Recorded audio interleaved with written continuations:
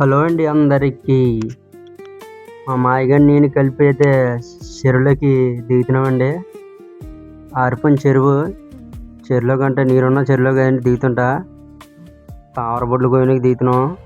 రెండోసారి చూపుతాను మీకు. నా వెనకాల ఉన్నాడు మా మాయగాడు, చూడండి ఒకసారి పోతాడు. అంతకుముందు మన వీడియోకి ఒక లైక్ ఇచ్చండి, అలాగే కొత్తగా చూసిన సబ్స్క్రైబ్ చేయండి. చూడండి మా మాయగడ అయితే తీస్తున్నాడు. పిక్కలైనా ఉన్నాయన్నా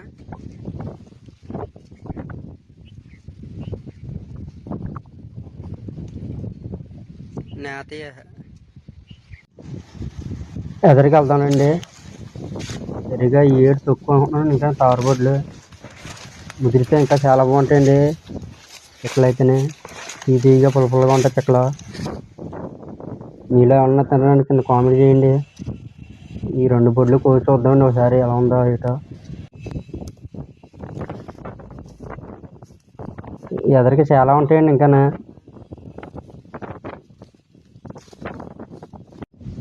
మా 5 దగ్గరికి అయితే వచ్చాము. ఇక ఫ్రెండ్స్ చూసారా బొడ్లు అంటే ఎలా ఉంటాయి మా చెరువులో బొడ్లు.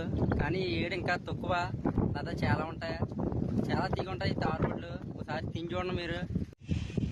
అలాగే మన ఛానల్ కొత్తగా చూసినట్టు సబ్స్క్రైబ్ చేయండి, లైక్ ఇచ్చండి.